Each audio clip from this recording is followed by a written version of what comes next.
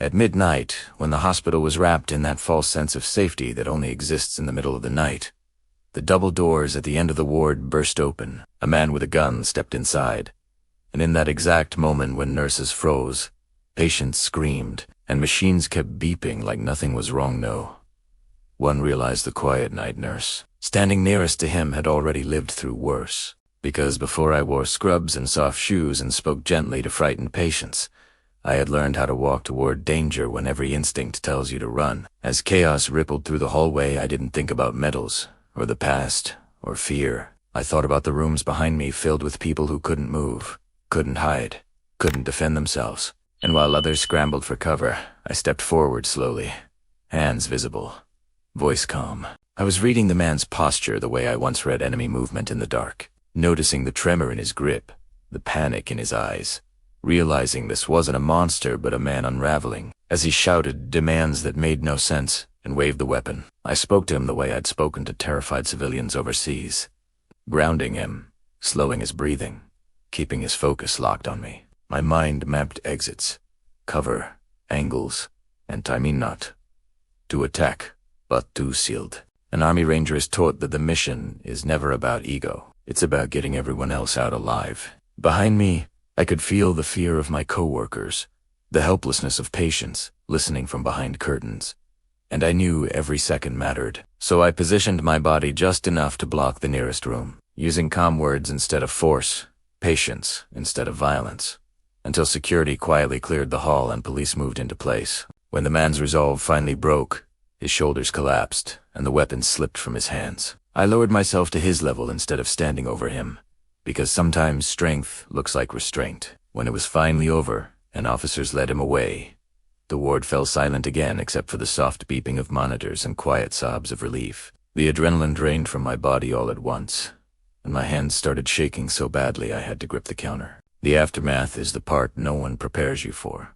The moment when your body realizes how close it came to disaster. As supervisors arrived and questions started flying, my coworkers stared at me like they were seeing a stranger for the first time. I kept my answers simple, not because I was hiding anything, but because the truth was smaller than they expected, that when you've been trained to survive chaos, you don't feel brave, you feel responsible. As dawn crept through the windows, I finished my shift like any other night, adjusting blankets, checking vitals, whispering reassurance to patients who had slept through most of it. One elderly woman reached out and squeezed my hand and said she didn't know what I'd done, only that she felt safe again. And that was when it finally hit me that this wasn't about my past or my training. It was about trust, about being the person others can lean on when the world cracks open. Later, when administrators called me a hero and reporters started asking questions, I quietly declined. I didn't come to the hospital to be known for what I survived.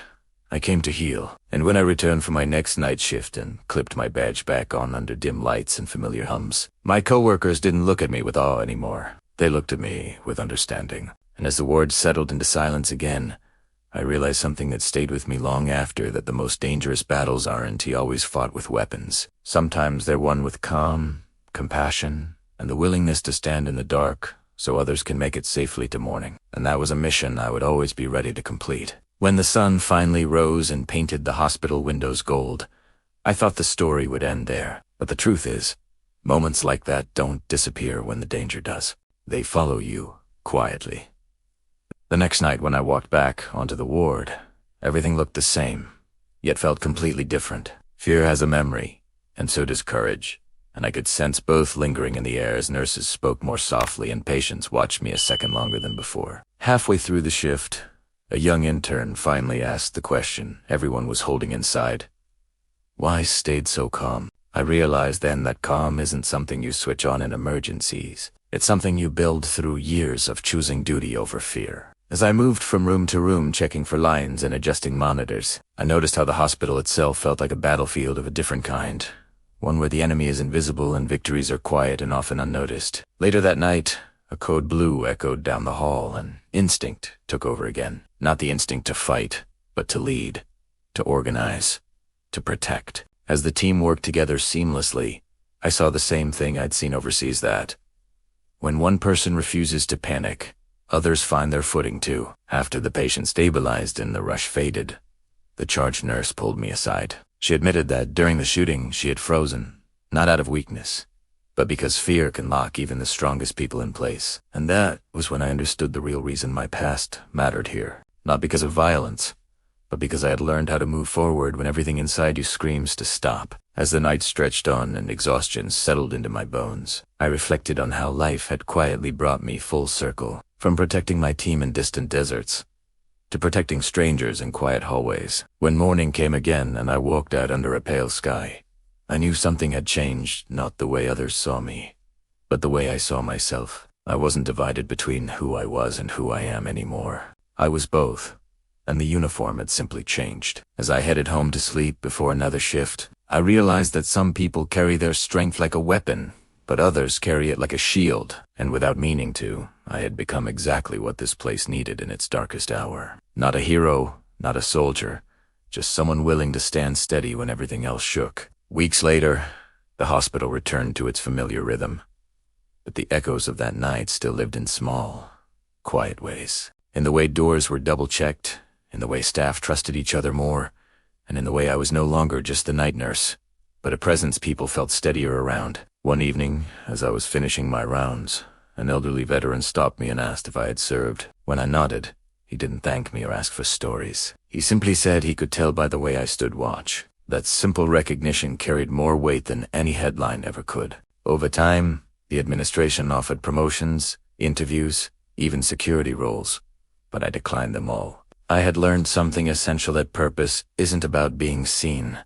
It's about being useful where you are. Every night, I continued the same routine, moving quietly, listening carefully, protecting without being noticed. Until one shift, I found myself calming a terrified child after surgery, holding his hand until he slept. In that moment, I understood the real lesson of that night with the gunman. True strength isn't revealed when someone is watching. It's revealed when no one is. As I walked out of the hospital at dawn once more, the sky slowly brightening, I felt no need to outrun my past or explain it. I finally understood that the bravest thing I ever did wasn't stopping a threat. It was choosing to stay, night after night, standing guard in silence so that others could heal in peace. And that was a mission that would never truly end. Thanks for listening to this story. If you've ever found strength in unexpected places, I'd love to hear about it in the comments. Don't forget to subscribe for more stories like this.